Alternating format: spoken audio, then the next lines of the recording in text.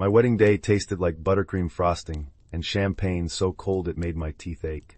The air in the reception hall was thick with the scent of 1,000 white roses and the faint, spicy perfume my mother wore, a fragrance that for my entire life had smelled like safety. I remember the weight of my husband Mark's hand in mine, his skin warm and solid, a grounding presence in the dizzying swirl of ivory lace, joyful tears, and the low, happy murmur of our closest friends and family. The chandeliers above us cast a golden, buttery light over everything, making the whole world seem soft at the edges, perfect and unbroken. Every sound was magnified, and yet somehow gentle, from the clinking of silverware against fine china to the soft swish of my gown against the polished wood floor. Even the chill of the air conditioning on my bare shoulders felt like a deliberate, pleasant sensation, a contrast to the heat building in my chest, a warmth that had nothing to do with the crowded room and everything to do with the man beside me. That's the memory I held onto, the one I polished in my mind until it shone. It was the last day I remember feeling completely, uncomplicatedly happy. And it was the day my brother Leo began to meticulously, patiently, and maliciously tear my life apart. He gave a toast, of course. Leo always commanded a room. He stood tall and handsome in his perfectly tailored suit, his smile so easy and brilliant it could have powered the whole building. The room fell silent, a hush of anticipation. His voice, when it came, was like warm honey, smooth and confident. He spoke of our childhood, of scraped knees and shared secrets under a backyard tent made of bedsheets. He made my mother cry with a story about how I used to follow him everywhere, a little shadow with big, trusting eyes. He made my father beam with pride. He looked at Mark and welcomed him to the family with a warmth that seemed so genuine, so absolute, it brought a fresh wave of tears to my own eyes. I remember squeezing Mark's hand, feeling a surge of love so powerful it felt like a physical force, not just for my new husband, but for my wonderful, perfect family. But then, at the very end of his speech, his eyes found mine across the room. The golden light from the chandeliers seemed to catch in them, but for a split second, the warmth was gone. It was like looking into polished stones. He raised his glass, the champagne inside a bubbling, pale gold. "To my sister, Clara," he said, his voice dropping just a fraction, a subtle shift only I seemed to notice. "May you and Mark have all the happiness, and all the success, you truly deserve." The room erupted in applause. People cheered, but the word hung in the air for me. Deserve. It wasn't all the happiness in the world. It wasn't an unconditional wish. It was qualified, conditional. At the time, I dismissed it as a strange choice of words, maybe a slip of the tongue after one too many glasses of champagne. I pushed the feeling down, a tiny, cold pebble in a sea of warmth, and I smiled until my cheeks hurt. I see it now for what it was, the first stone being laid on a path that would lead me straight to ruin. It was a declaration of intent, delivered with a smile, wrapped in a bow, and applauded by everyone I loved. The air suddenly felt a little colder, and the scent of roses seemed cloying too sweet. But I was the bride, and brides are supposed to be happy, so I ignored the chill that crept up my spine and drank my champagne, letting the cold bubbles wash away the taste of doubt. The first year of our marriage was a blur of newlywed bliss. We moved into a small but charming house with a porch swing and a leaky faucet that Mark promised to fix every weekend. The air in our home smelled of fresh paint, brewing coffee, and the cinnamon-scented candles I was obsessed with. We were happy. We were building a life, piece by piece, laugh by laugh. And Leo was always there, our biggest cheerleader. He'd drop by for dinner, bringing expensive wine and filling our small kitchen with his booming laugh. He'd sit at our table, the scent of his cologne a subtle, expensive counterpoint to our simple spaghetti dinner, and he'd listen to our dreams. Mark was a graphic designer, brilliant and creative, but he was tired of working for a big, soulless corporation. He dreamed of starting his own small agency. It's a huge risk, Leo. I'd say, the knot of practicality tightening in my stomach. I could feel the slight vibration of the floorboards as Mark paced, the nervous energy coming off him in waves. Leo would just lean back in his chair, a picture of calm confidence. He'd take a slow sip of wine and fix Mark with that reassuring, big brother gaze. "The biggest risk is not taking one," he'd say, his voice a low, convincing rumble. "You've got the talent, Mark. All you need is a little push, a little capital. I can help with that. I know people. Let me make some calls." His words were like a soothing balm. He made it sound so simple, so achievable. He painted a picture for us, a future so vivid I could almost taste it. He described a sun-drenched office with sleek computers, the smell of new beginnings, the satisfying hum of creative energy. He made us believe. He made me believe. I was so proud of my brother, so grateful for his support. He was the golden child, a successful investment banker who seemed to turn everything he touched into, well, gold. He'd always been the smart one, the one our parents bragged about. I'd always lived a little in his shadow, but I never resented it. I admired him. I trusted him. That was my first and most catastrophic mistake. With Leo's guidance and a business loan he helped us secure through one of his contacts, Mark took the leap. He quit his job. The first few months were terrifying and exhilarating. Our house was filled with the constant, low hum of a new server and the sharp, chemical smell of printer ink. We'd stay up late, fueled by coffee that tasted increasingly bitter as the nights wore on, my fingers tracing the lines of Mark's designs on a glowing screen, his hand resting on the back of my neck, his touch a mixture of exhaustion and hope. Leo was our constant advisor. He'd review our financials, his pen making sharp, decisive clicks. He'd suggest marketing strategies, his voice a steady presence on speakerphone. He was so involved, so invested. It felt like he was a true partner. Then the first client, one Leo had personally recommended, pulled out. They claimed budget cuts. It was a huge blow, a loss of projected income that made the numbers on our spreadsheets swim in a sickening sea of red. I remember the silence in the house that night, a heavy, suffocating blanket.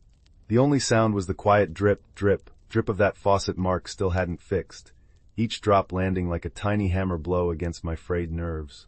Mark sat at the kitchen table, his head in his hands, the overhead light casting deep, weary shadows on his face. The air was cold, and I couldn't seem to get warm, no matter how tightly I wrapped my sweater around myself. Leo called, of course. His voice was thick with sympathy. I am so sorry, Clara.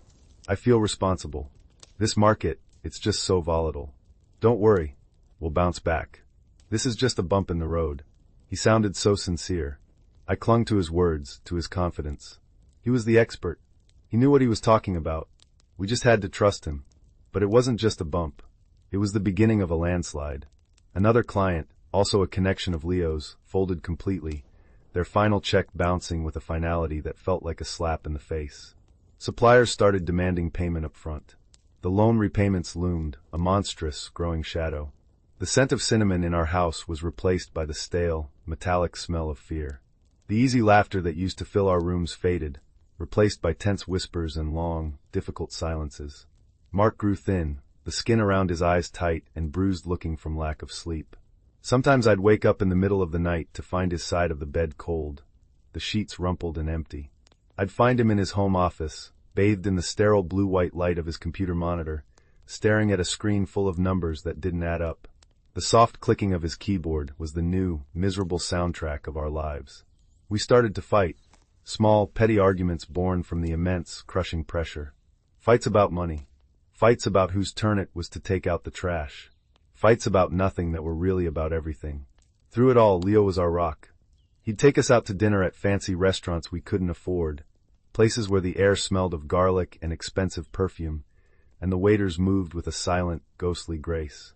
He'd order the most expensive bottle of wine and insist on paying, waving away our protests with a flick of his wrist. Family helps family, he'd say, his smile never faltering. But his help always came with a side of subtle criticism, a slow, steady drip of poison. He'd pull me aside, his hand on my arm, his touch meant to be comforting but feeling strangely heavy. "I'm worried about Mark," he'd whisper, his voice a conspiratorial breath against my ear. "He seems overwhelmed. Maybe he wasn't ready for this kind of pressure. You need to be strong for both of you, Clara." He was planting seeds of doubt, not just about our business, but about my husband. He was isolating me, making me feel like I was the only one who saw the truth, a truth he was carefully manufacturing. He was turning our shared struggle into Mark's personal failure. And I, desperate for an explanation, for a way to make sense of the unraveling of our dreams, started to believe him. The foundation of my marriage, the bedrock of trust and partnership, was beginning to crack, and Leo was there, handing me the chisel.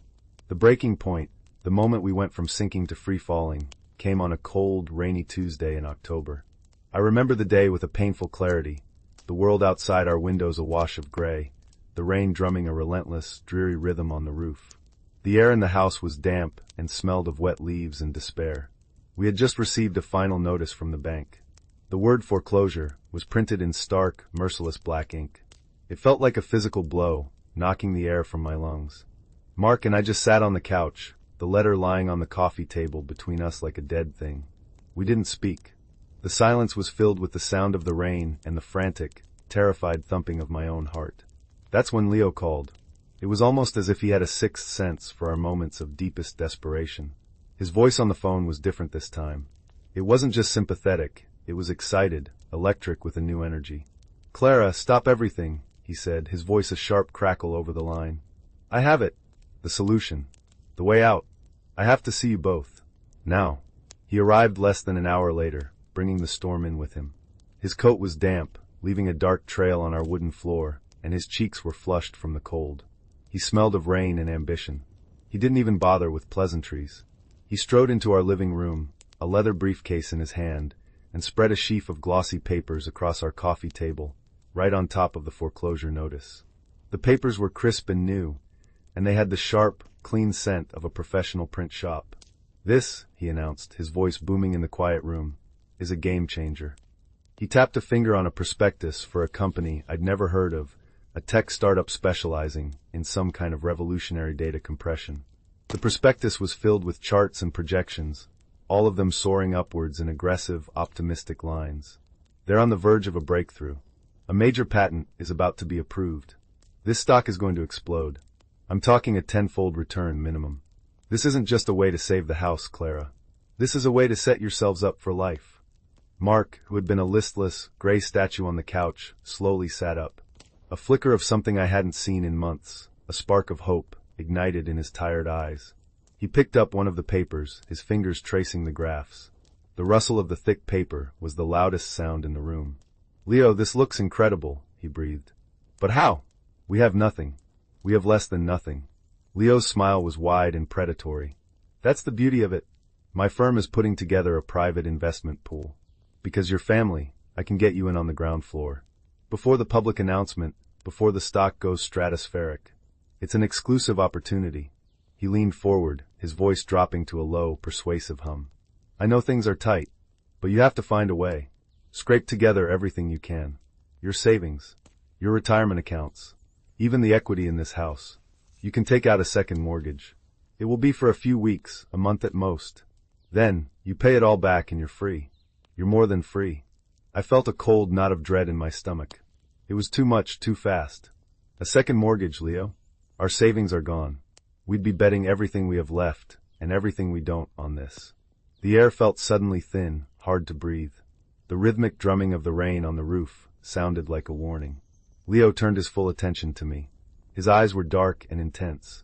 "Clara, do you trust me?" he asked, his voice soft, almost wounded. "Have I ever steered you wrong? I am your brother. I love you. I cannot stand to see you and Mark suffer like this. I'm giving you a lifeboat. Are you really going to turn it away because you're scared to get your feet wet?" He was a master. He played on my guilt, on my love for him, on my desperation to fix the mess our lives had become. He made my caution sound like a betrayal of his love, of his generosity. He looked from me to Mark, who was now staring at the papers with a desperate, hungry light in his eyes. I could feel his hope, a palpable force in the room. He wanted to believe so badly. And I wanted to believe for him. I wanted to see my husband smile again, to hear him laugh, to feel the crushing weight of failure lift from our shoulders.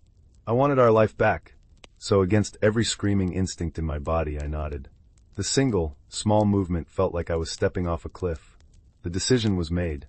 We spent the next week in a frantic whirlwind of activity. We emptied our meager savings account. We cashed out the retirement funds from our old jobs, the penalties eating up a sickening chunk. We met with a mortgage broker, one of Leo's contacts, who rushed the paperwork through for a high-interest second mortgage. The new documents felt heavy and cold in my hands, the ink smelling faintly of chemicals and regret. We signed our names on line after line, each signature feeling like we were signing away another piece of our future. We transferred the entire sum, a number so large it seemed unreal, to an account number Leo provided. $150,000. Every cent we had, and a mountain of debt on top of it. I remember pressing the confirm button on the online transfer. The click of the mouse was unnaturally loud in the silent room. For a moment, I felt a strange sense of relief, the calm that comes after a final, irreversible act. We had done it. We had jumped. Now all we could do was wait to see if we would fly or fall. Leo was ecstatic. "You did the right thing," he said, his voice buzzing with excitement over the phone. "I'm so proud of you both for being brave. Just sit tight. In a few weeks, we'll be drinking champagne and laughing about how worried you were." The first week of waiting was agonizing. I checked the stock market compulsively, even though Leo had said the company wasn't public yet. I jumped every time the phone rang. The house felt strangely empty, hollowed out, as if its financial soul had been scooped out, leaving only a shell. The second week was worse. A deep, gnawing anxiety took root in my gut. I tried calling Leo for an update. His phone went straight to voicemail. I told myself he was busy, closing the deal, managing our future. But the silence from him felt unnatural, ominous. Mark and I barely spoke, moving around each other like ghosts, the unspoken fear a third person in our home. The third week, the company name appeared in the news. Not in the business section. It was in a small article about a fraud investigation. The words swam before my eyes. Shell Corporation. Falsified patents. Securities fraud. The article said the company had no assets, no employees, no product. It was a complete fabrication, a phantom designed to lure in investors and disappear with their money. I felt the blood drain from my face. My hands started to shake so violently I could barely hold my phone. The air rushed out of my lungs in a ragged gasp. I could hear a strange, high-pitched ringing in my ears.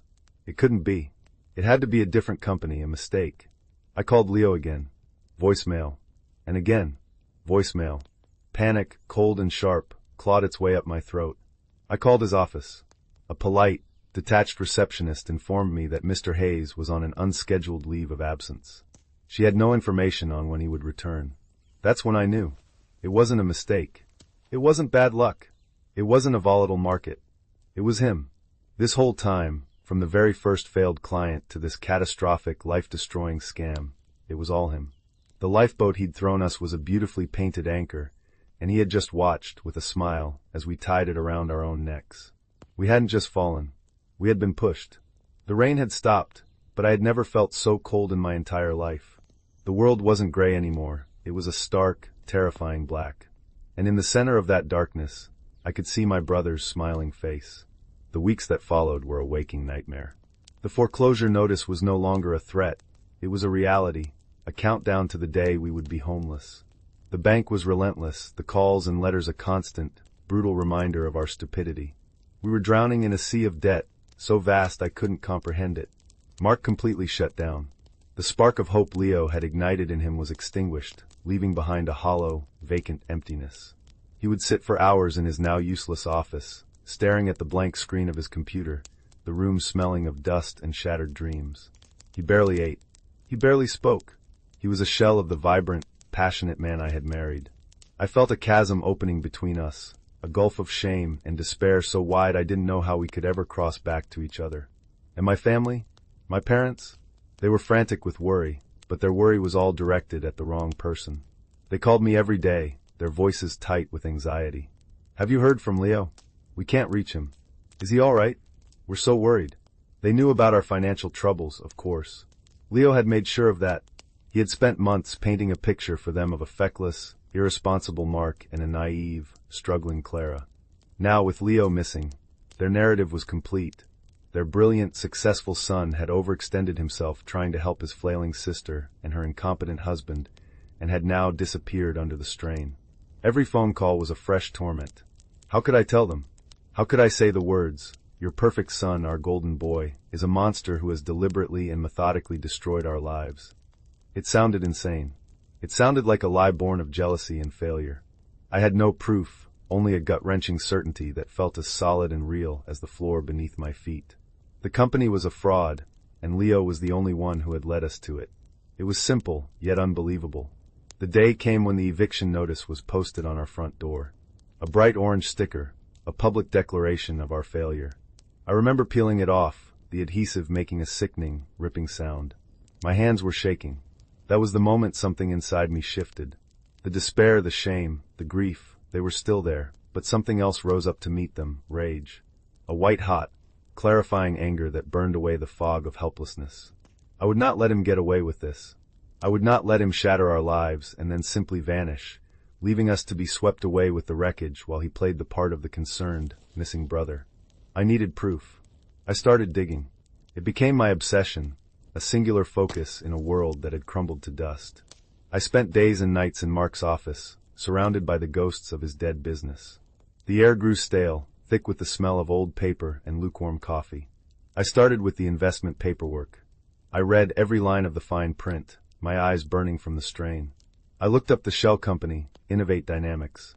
The fraud reports were all there, but the names of the principals were hidden behind a labyrinth of offshore corporations. It was a dead end. I felt a fresh wave of despair, the rage momentarily dimming. He was too smart. He had covered his tracks. But then, sifting through a box of old files from Mark's failed agency, I found it. It was a small thing. An invoice from a printing company for business cards and letterhead. It was for one of the early clients who had pulled out one of Leo's contacts. It had been paid from a corporate credit card.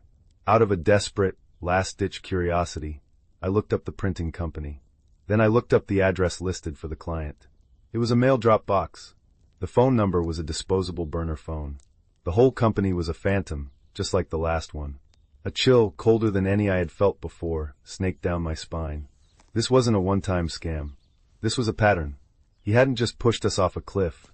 He had been digging a pit for us since the very beginning. My hands trembling, I accessed the online bank records for Mark's old business account. I scrolled back through months of transactions, my heart pounding a frantic, painful rhythm against my ribs. I was looking for anything connected to Leo, any thread, no matter how small. And then I saw it.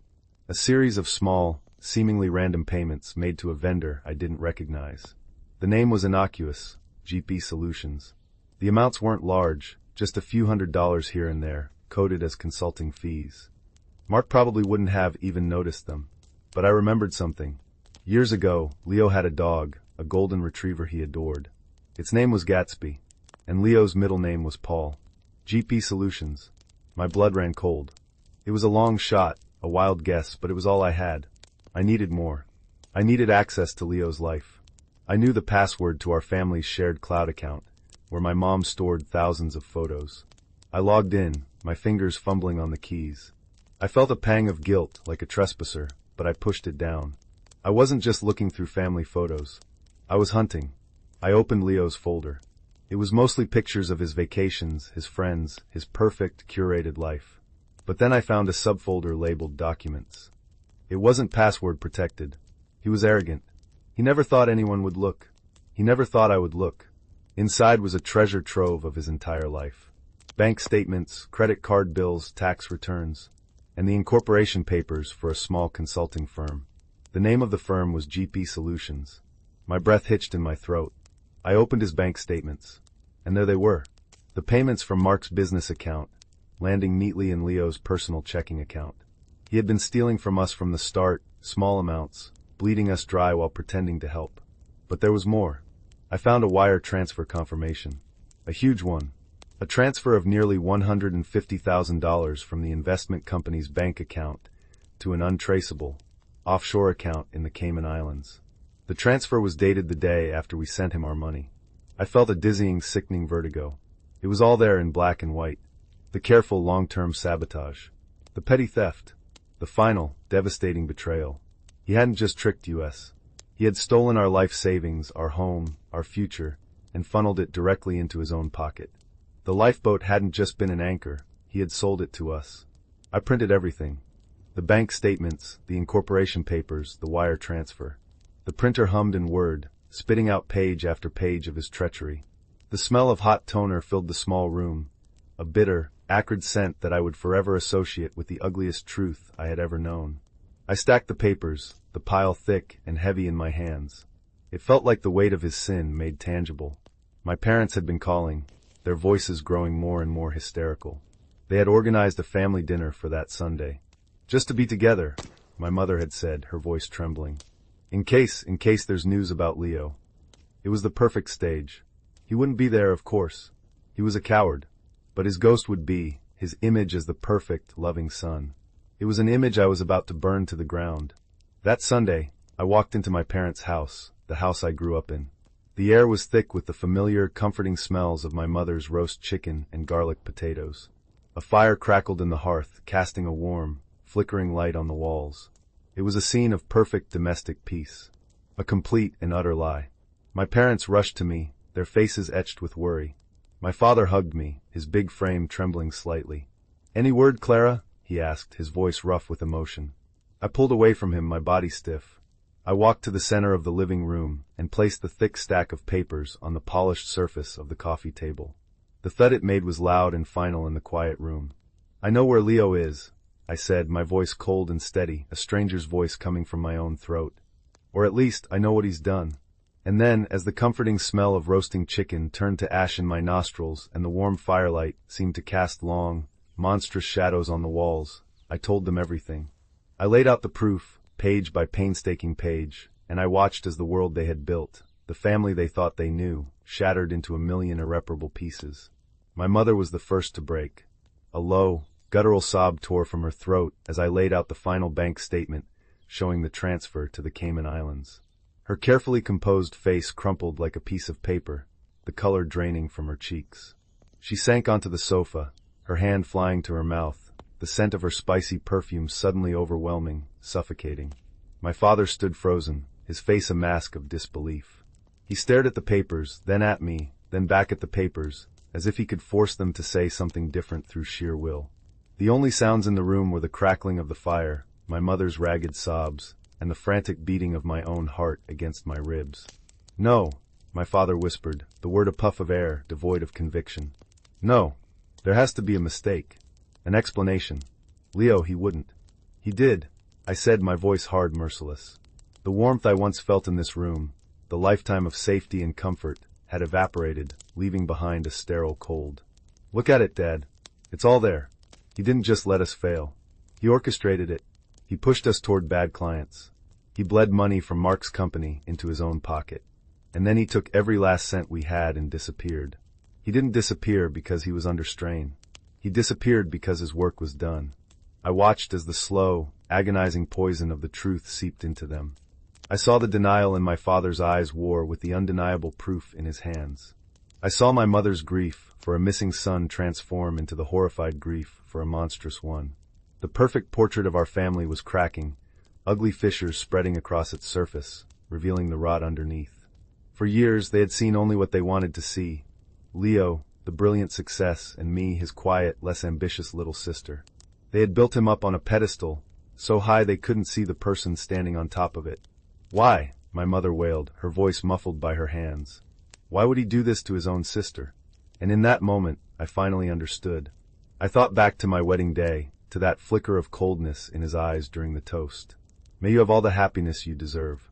It was never about my happiness. It was about my success. I had married a good man I loved. I was building a life, a future, that was my own. It was small, it was humble, but it was real. And he couldn't stand it. He, the golden boy, had to be the only sun in our family's solar system. My small light was, to him, an intolerable threat. His help was never help. It was control. His support was a weapon.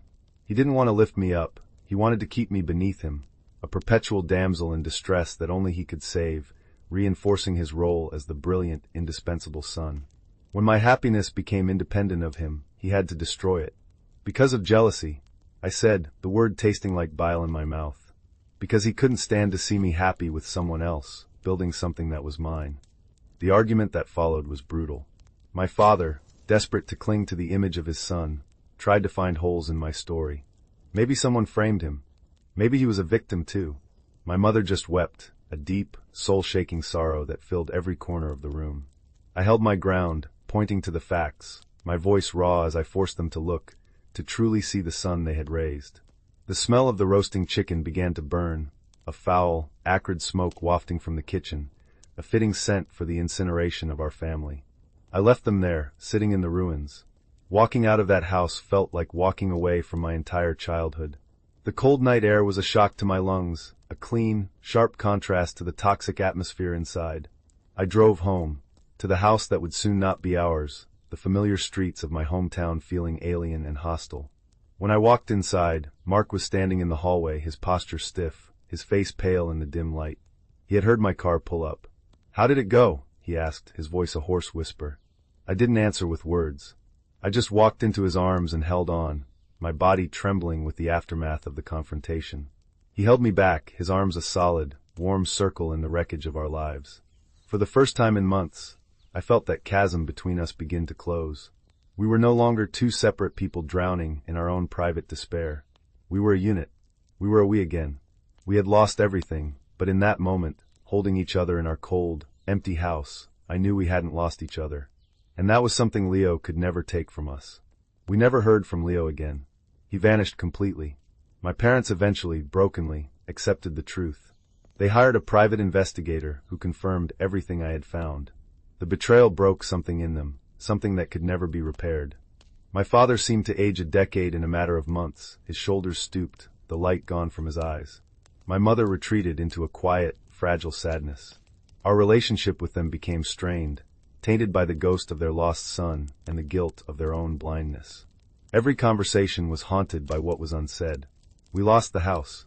I remember the last day, walking through the empty rooms, our voices echoing against the bare walls.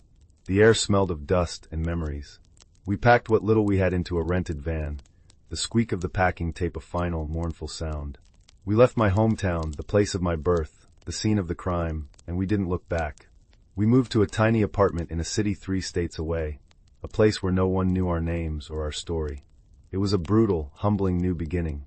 Mark found a freelance design job, working long hours for little pay.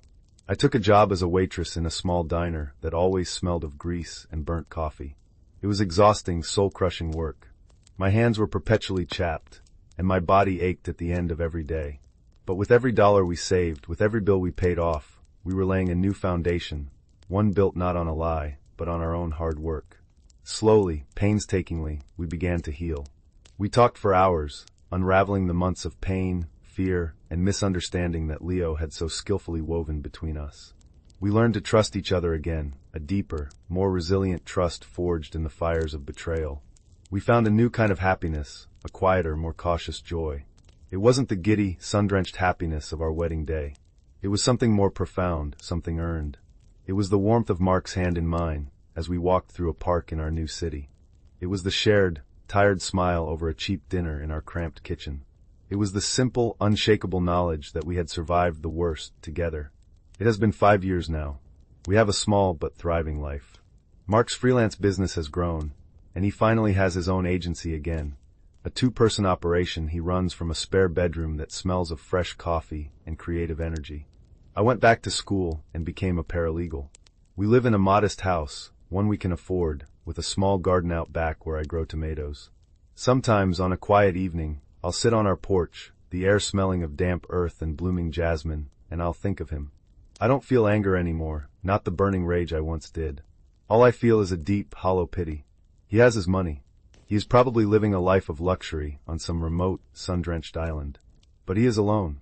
He destroyed his family, his home, his name, all for the sake of a jealous pride so vast it consumed him. I learned a terrible lesson from my brother. I learned that evil doesn't always come in a monstrous form. Sometimes it comes with a brilliant smile, a helping hand, and a voice like warm honey. It sits at your dinner table and drinks your wine and calls you sister. I learned that not everything is what it seems, and that the brightest light can sometimes cast the darkest shadow. But I also learned that it is possible to walk out of that shadow. It is possible to rebuild, to find strength in the broken places, and to create a new life where the only thing that matters is the truth, no matter how much it costs. My world is smaller now, but it is real, and it is ours.